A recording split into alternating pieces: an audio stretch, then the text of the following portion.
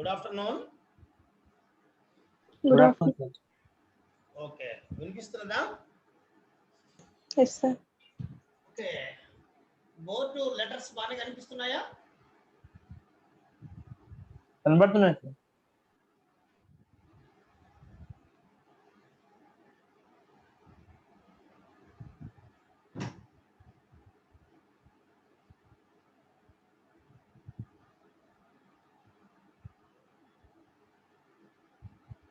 Okay.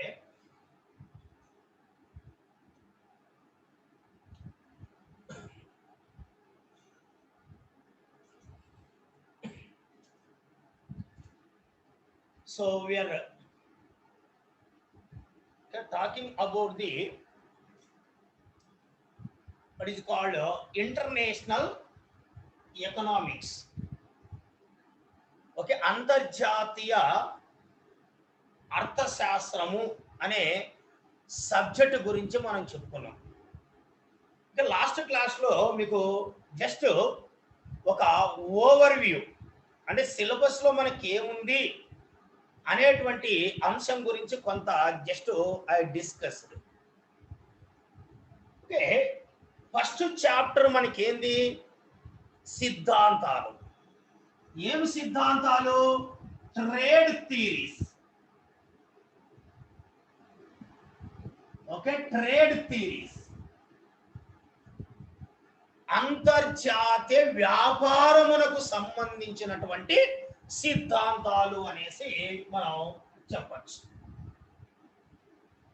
So what we can say they are the theories related to international trade. ఈ international trade theories లో మనకు ముఖ్యంగా classical theory, okay, classical theory of international trade, సాంప్రదాయ అంతర్జాతీయ వ్యాపార సిద్ధాంతము అనేది ఒకటి.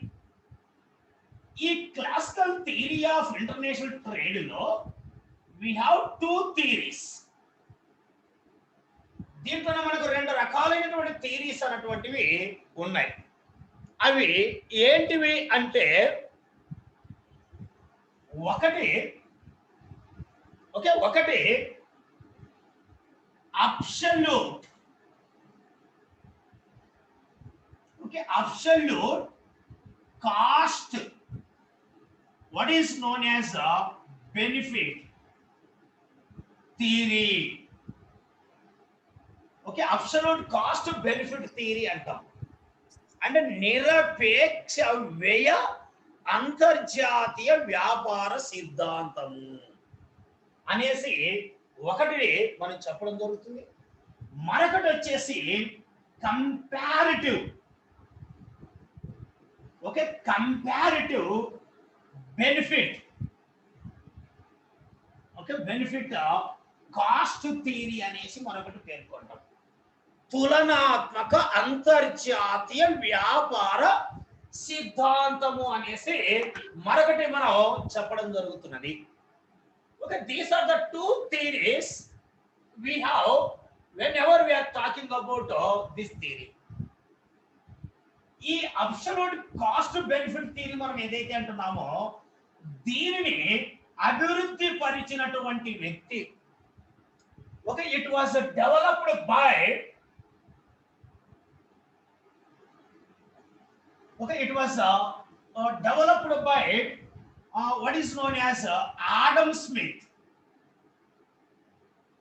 ఓకే, ఆడమ్ స్మిత్ అనేసి పేర్కొంటాం. మనకి ఈ అబ్సల్యూట్ కాస్ట్ అంటే నిరపేక్ష అంతర్జాతీయ వ్యాపార సిద్ధాంతం అభివృద్ధి పరిచినది ఆడమ్ స్మిత్ అయితే, ఈ కంపారిటివ్ కాస్ట్ బెనిఫిట్ థియరీ అనేది డెవలప్ చేసినటువంటి వ్యక్తి వచ్చేసి మనకు ఎవరంటే David Ricardo. Okay, David Ricardo. We know these two people are classical economists. Okay, they were known as the classical economists. This both Adam Smith and David Ricardo, they were called classical సాంప్రదాయ ఆర్థికవేత్తలు. So ఈ సాంప్రదాయ ఆర్థికవేత్తలు చెప్పినటువంటి సిద్ధాంతముగా మనం వీటిని మనం చెప్పడం జరుగుతున్నది. Okay, that is what we are going to be see here. Okay, anyway, see, whenever we are talking about this particular theory, that is absolute cost theory and comparative, both will call classical theory. Okay, this is the first component what I told you. Okay, this is the first category. So this classical theories, trade theories, ఒకటి classical theories అనేసి అంటున్నాం. ఈ classical theory లో absolute cost theory, comparative cost theory అనేసి అంటున్నాం. ఈ absolute cost చెప్పేది Adam Smith అయితే comparative cost చెప్పినటువంటి డేవిడ్ రికార్డ్ అనేసి అంటున్నాం. తర్వాత మనకు సెకండ్ వచ్చేసి లైక్ సెకండ్ థియరీ వచ్చేసి మోడర్న్ థియరీ అనేసి మనం పేర్కొంటాం. ఒక modern theory of international trade అనేసి పేర్కొంటాం. ఆధునిక అంతర్జాతీయ వ్యాపార సిద్ధాంతం అనేసి చెప్పడం జరుగుతున్నది.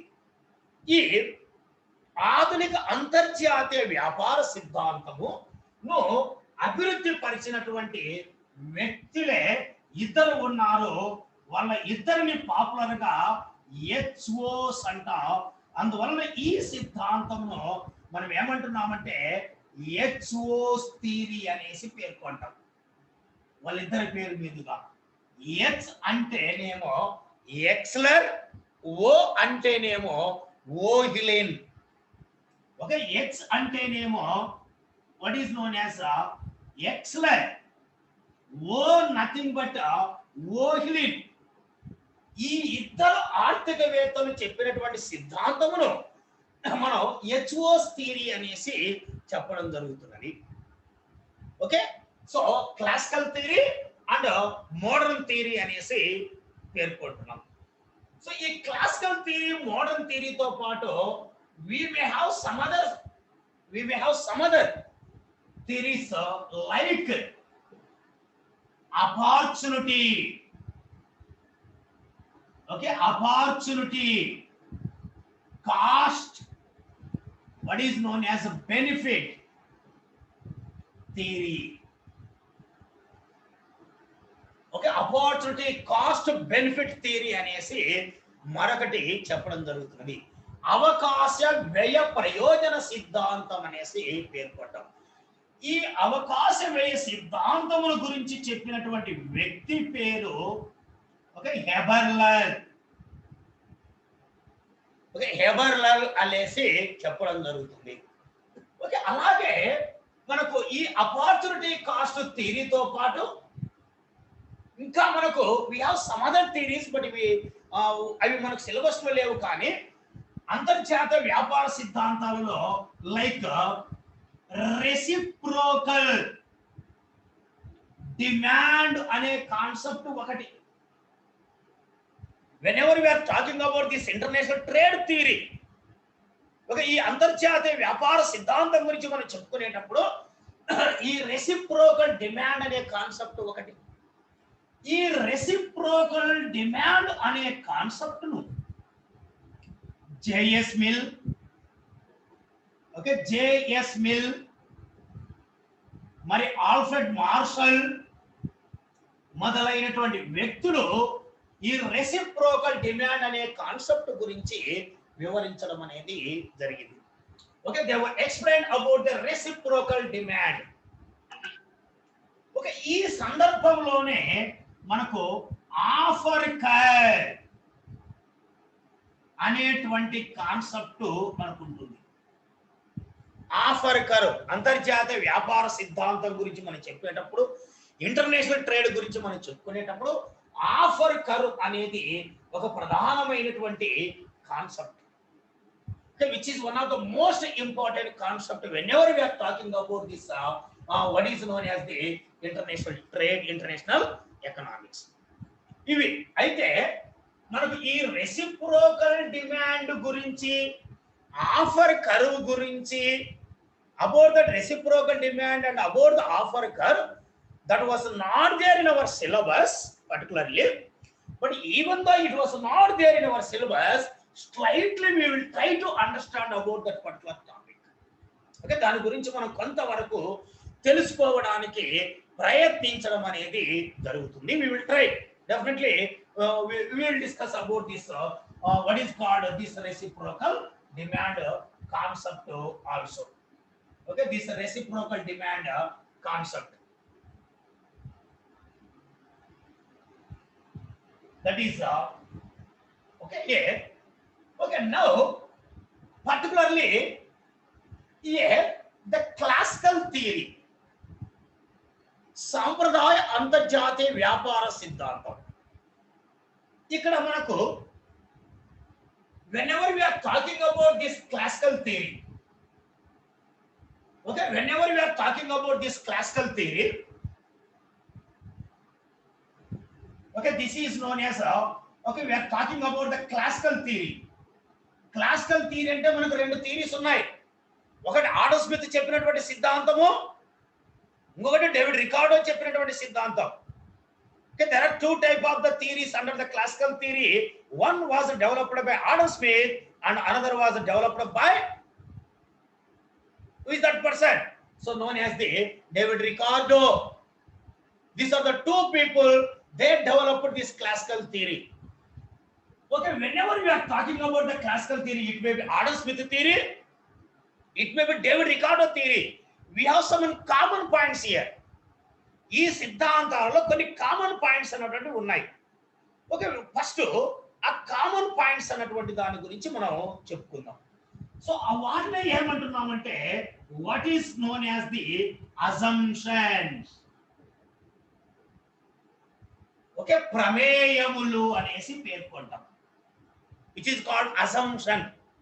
వ్యాపారం, నేను ఇంతకుముందు మీకు ఇంట్రడక్షన్ క్లాస్ లో చెప్పినట్లు వ్యాపారం అంటే వస్తు సేవల వినిమయం. Exchange of goods and services is known as the trade. If that goods are exchanging among one nation within one country, okay, that may be known as the what is called domestic trade. ఒక దేశంలో వివిధ రాష్ట్రాల మధ్య, ఒక దేశంలో వివిధ ప్రజల మధ్య, ఒక దేశంలో అదే దేశమునకు చెందినటువంటి వ్యక్తుల మధ్య వస్తువుల అమ్మకాలు కొనుగోలు జరిగితే దానిని డొమెస్టిక్ ట్రేడ్ అంటాం. ఓకే, దానిని దేశీయ వ్యాపారం అనేసి పేర్కొంటాం. దానిని జాతీయ వ్యాపారం అంట, which is known as the national trade, which may be known as interstate trade. For example, the people belong between Telangana and Andhra Pradesh, or between Andhra Pradesh and Odisha, or between Telangana and Maharashtra, or between Telangana and Karnataka, if the goods are exchanging. So that is called within the nation different states. That's why interstate trade. But Karnataka అయినా, తెలంగాణ అయినా, ఆంధ్రప్రదేశ్ అయినా, మహారాష్ట్ర అయినా, ఒడిశా అయినా అందరూ భారతీయులే కదా. భారతీయుల మధ్య జరుగుతున్నటువంటి వ్యాపారం కాబట్టి దీన్ని జాతీయ వ్యాపారం అనేసి చెప్పడం జరుగుతుంది. But our topic is international trade. ఇంటర్నేషన్ trade. ఇంటర్నేషన్, nation అంటే జాతి, అంతర్జాతి అంటే రెండు లేదా అంతకన్నా ఎక్కువ జాతులు. అంటే ఒక దేశ ప్రజలందరూ ఒక జాతి అంటాం కదా మనము. We are all Indians, so our nation is Indian. So if the trade is between Indian and American, two nations, one is Indian nation and another is American nation. So if the trade is between two nations, which is called international trade, దాన్ని మనం అంతర్జాతీయ వ్యాపారంగా చెప్పుకోవడం అనేది జరుగుతున్నది. Which is called international trade అనేసి పేర్కొంటున్నాం. That is what we are going to be say in this particular cases. కాబట్టి ఈ అంతర్జాతీయ వ్యాపారం అనేది జరుగుతున్నది. ఆ అంతర్జాతీయ వ్యాపారం ఎందుకు జరుగుతున్నది అని చెప్పడానికి అనేక మంది వ్యక్తులు, అనేక రకాలుగా తమ అభిప్రాయములను వివరించడం జరిగినది. Different people explain their opinions why the international trade is starting by the different countries, why the international trade was started rising arising between the countries. To know the particular reason, the different people given the different opinions. Their opinions were developed as the theories in their name. వారి యొక్క అభిప్రాయములే అంతర్జాతీయ వ్యాపార సిద్ధాంతములుగా వారి పేరుతో అభివృద్ధి కావడం అన్నటువంటిది జరిగింది అనేసి మనం ఇక్కడ క్లియర్ గా చెప్పడం అనేది జరుగుతున్నది. Okay, that is exactly so what we are going to be discuss about this theory. But ఈ సిద్ధాంతము అది సో మనము సిద్ధాంతము అనేసి అన్నప్పుడు ఇక్కడ మనకేమున్నాయి, we have two type of theories like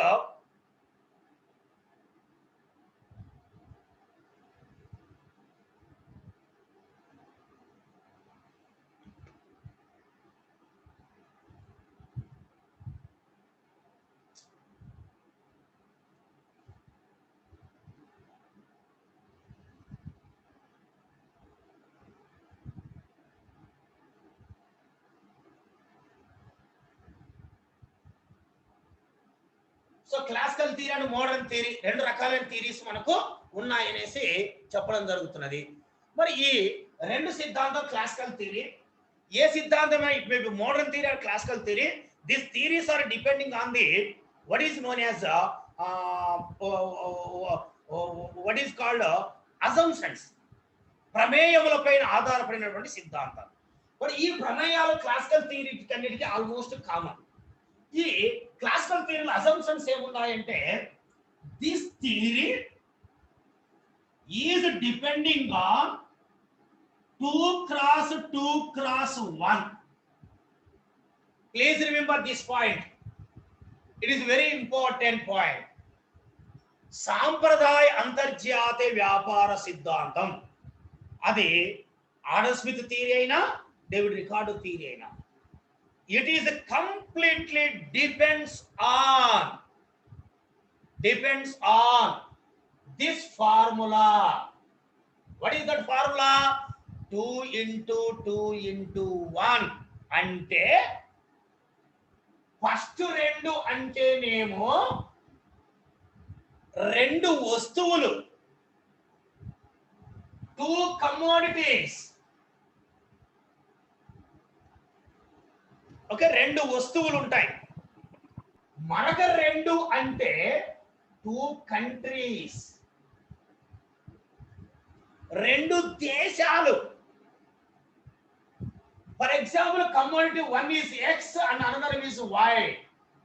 Take for example, 1 is X commodity and another is Y commodity. రెండు దేశాలు అక్కడ there should be 2 countries because international trade minimum there should be 2 countries. Okay, take for example the country A and country B, or India and America, or India and China, or India and Russia. Like that there are minimum 2 countries. First రెండు అంటేమో రెండు వస్తువులు. Okay, తర్వాత రెండు అంటేనేమో ఏంటివి రెండు దేశాలు. Last లో ఒకటి ఉంది చూడండి, ఒకటి అనేది మనకు వన్ ఫ్యాక్టర్. ఒకటి అనేది 1 ఫ్యాక్టర్ను తెలియజేస్తుంది, ఒక ఉత్పత్తి కారకమును తెలియజేస్తుంది. ఆ ఉత్పత్తి కారకమే ఏది అంటే లేబర్ అనేసి పేర్కొంటాం. లేబర్, ఓకే, కార్మికులు అనేటువంటి ఉత్పత్తి కారకం ఇక్కడ మనం ప్రధానంగా సో తీసుకోవడం అన్నటువంటిది జరుగుతుంది. Okay, that is here. కాబట్టి 2 into 2 into 1 అంటే ఫస్ట్ 2 ఏమో 2 కమోడిటీస్, సెకండ్ 2 అంటేనేమో రెండు దేశాలు, 1 అంటే 1 ఫ్యాక్టర్. మనకు యాక్చువల్గా మనకు తెలుసు ఫ్యాక్టర్స్ ఎన్ని, 5. How many factors we have in economics? 5 factors of production. 5 factors of production. So what are the 5 factors? Capital, interest, labor, Land, labor, capital, interest. okay, land, labor, capital, Profit. Profit is Interest. not a factor, it is a return to the factor. Interest. Land, labor, capital, మూడు వచ్చినాయి. Interest. Huh? Interest, sir, interest. Interest is the return to the capital, no? How can it is a factor? It is a return to the factor. Another one is entrepreneur. That is organization. We have only 4 factors according to economics, not a 5. Actually, some of the people are saying that technology is one of the factors. That's why it will be included in the, it is called 5 factors. But originally, what is the technology? Technology nothing but one mission, one missionary. So missionary will come under the capital. That's why whatever you are saying, the technology that will come under already in the capital. That's why generally, the broadly, the factors we are going to divide into 4 categories. That is NL, KO. That is land. NL means natural resource, which is also called land. Land, labor, capital, and organization. ఇవి economics ప్రకారం మనకున్నటువంటి ఉత్పత్తి కారకాలు 4. కానీ ఈ Adam Smith సిద్ధాంతం కానీ David Ricardo సిద్ధాంతం ప్రకారము మనం ఎన్ని ఫ్యాక్టర్స్ ని ఎగ్జాంపుల్ తీసుకుంటున్నాం? Taking only one factor. What is that one? Labor. Please remember, labor. అది ఏమిటి? Labor. So అది ఒకనొక assumption in our what is called according to our theory. Okay, the second assumption is, assumptions are very important. మీరు assumptions రాస్తేనే మీకు మార్కులు వస్తాయి SA question, గుర్తుపెట్టుకోండి. So ఒక assumption 2 into 2 into 1 అది ఏంటో మీకు చెప్పాను. తర్వాత వచ్చేసి no transport cost. Okay, no transport cost between 2 countries. Whenever we have trade between 2 countries, general గా ఏమవుతుంది, ట్రాన్స్పోర్ట్ కాస్ట్ కూడా ఉంటుంది కదా. ఇప్పుడు అమెరికా నుంచి ఒక వస్తువును మన దేశంలోకి తీసుకొచ్చుకున్నామంటే డెఫినెట్లీ ట్రాన్స్పోర్ట్ కాస్ట్ ఉంటుంది. But what we are thinking here, that transport cost we are not at all taking in account. కాబట్టి ఈ సాంప్రదాయ వ్యాపార సిద్ధాంతం గురించి మనం చెప్పేటప్పుడు మనకు ట్రాన్స్పోర్ట్ కాస్ట్ గురించి మనం ఎక్కడా చెప్పడం లేదు. ట్రాన్స్పోర్ట్ కాస్ట్ లేదు అనేసి మనం ఊహించుకుంటున్నాం. Our theories were developed by assuming that there is no transport cost. Okay, so కాబట్టి ట్రాన్స్పోర్ట్ కాస్ట్ లేదు అనేసి ఊహించుకొని మనము ఈ వ్యాపార సిద్ధాంతం అభివృద్ధి పరిచినట్లుగా మనం చెప్పడం జరుగుతుంది. ఓకే, అదే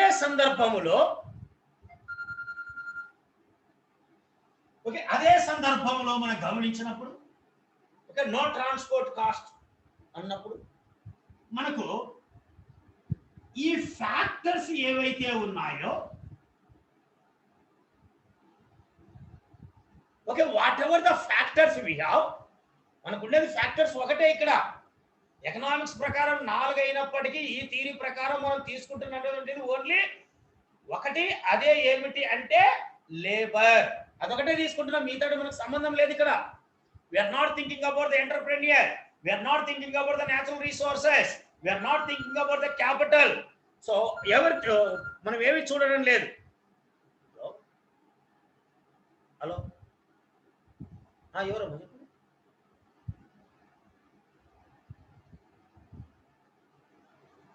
ఒక్క 50 minutes తర్వాత చేయండి, మనకి క్లాస్లో ఉన్నాం.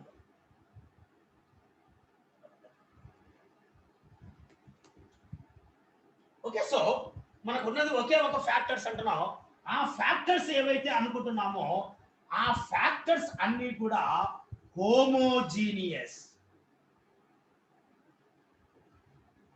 హోమోజీనియస్ అనేసి చెప్పడం జరుగుతున్నది. అంటే ఉత్పత్తి కారకాలు నాణ్యతలో, క్వాలిటీలో, ఎఫిషియన్సీలో సమానము. సజాతీయమైన ఉత్పత్తి కారకాలు అంటాం మనం. They are known as the homogeneous factors of production అనేసి పేర్కొంటాం. All the factors of production have same efficiency, same knowledge అనేసి మనం ఊహించుకోవడం జరుగుతుంది. అలాగే whatever this factors, okay, factors maybe movable within the country, okay, within the country, okay, factors. What is the factor here? Labor may be movable within the country. అంటే కార్మికుడు labour అని మనం ఎవరైతే అంటున్నామో ఆ లేబర్ అన్నటువంటి వ్యక్తి మనకి ఎంతసేపు ఉన్నా కానీ దేశంలో ఎక్కడైనా తిరగచ్చు. But so this point is very important. But they are not movable. Okay, they are not movable. They are not able to move. They are not movable between the countries. అంటే ఒక వ్యక్తి ఒక దేశంలో ఎక్కడైనా వెళ్ళి పని చేసుకోవచ్చు. ఫర్ ఎగ్జాంపుల్ నేనున్నా ఆమె labour, I can teach economics anywhere in the country. It may be Andhra Pradesh or Telangana or Maharashtra, Delhi. ఎక్కడైనా నేను పని చేయొచ్చు, ఎక్కడైనా క్లాస్ చెప్పొచ్చు, ఎక్కడైనా నేను వర్క్ చేయొచ్చు. But I am not allowed to go to the foreign. ఇతర దేశానికి పని చేయడానికి వీలు లేదు. ఇతర దేశానికి చెందిన వ్యక్తులు వచ్చి మన దేశంలో వచ్చి పని చేయడానికి వీలు లేదు అనేది ఈ సిద్ధాంతం యొక్క సారాంశము. That is the essence of this theory. Okay, factors not movable between nation, not movable between the countries. దేశాల మధ్య మూవ్ కావడానికి మాత్రము మనకు స్కోప్ లేదు అనేటువంటి విషయాన్ని మనం క్లియర్ కట్ గా చెప్పడం అనేది జరుగుతున్నది. Okay, that is the point what we can say when you are talking about this one. అది మనకు ఉన్నటువంటిది. సో కాబట్టి ఇక్కడ మనం చెప్తున్నటువంటి ఇవన్నీ కూడా they were known as the what is called assumptions అనేసి పేర్కొన్నాం. సో మనకు ఏ దేశం అయితే చూడండి, ఏ దేశం అయితే ఓకే, ఏ దేశం అయితే ఏ వస్తువును తయారు చేయడంలో ఎక్స్పర్ట్, ఆ దేశం ఆ వస్తువును మాత్రమే ఉత్పత్తి చేస్తుంది. So which country is expert in the particular commodity, that country will only concentrate and produce that particular commodity, and that commodity will export to other countries after the consumption of their domestic purpose. ఏదైనా ఒక వస్తువును తయారు చేసుకోవడంలో expert కాకపోతే they will import from other countries. అది మనం ఈ వ్యాపార సిద్ధాంతంలో మనం చెప్తున్నటువంటి మరొక పాయింట్ గా మనం చెప్పవచ్చు. సో ఈ విధంగా మనకు ఈ అంతర్జాతీయ వ్యాపార సిద్ధాంతం అన్నటువంటిది చూడండి. ఇప్పుడు చెప్పినటువంటి అజంప్షన్స్ అన్నటువంటివి క్లాసికల్ థియరీస్ వర్తిస్తుంది. క్లాసికల్ థియరీ అంటే రెండు, Adam Smith theory and David Ricardo theory, రెండిటికి ఇది వర్తిస్తుంది. నువ్వు రెండిటికి రాసుకోవచ్చు ఈ అజంప్షన్స్ అన్నటువంటి. ఈ అజంప్షన్ బేస్ చేసుకొని వ్యాపారం అన్నటువంటిది రెండు దేశాల మధ్య ప్రారంభమవుతుంది అనేసి అటు ఆడమ్ స్మిత్ కానీ డేవిడ్ రికార్డో కానీ డిఫరెంట్ పర్స్పెక్టివ్ లో చెప్పారు. ఇదే assumption with same assumption, the both people they developed separate view, they given separate opinion for the international trade. That's why ఈ రెండిటిని ఇద్దరివి మనం ఒక సెపరేట్ థియరీస్ గా మనం చెప్పుకోవడం అనేటువంటిది జరుగుతుంది. ఓకే, సెపరేట్ థియరీగా మనం చెప్పుకోవడం జరుగుతున్నది. ఓకే, అదే ఇక్కడ మనం ప్రధానంగా గమనించేది ఈ పాయింట్ లో.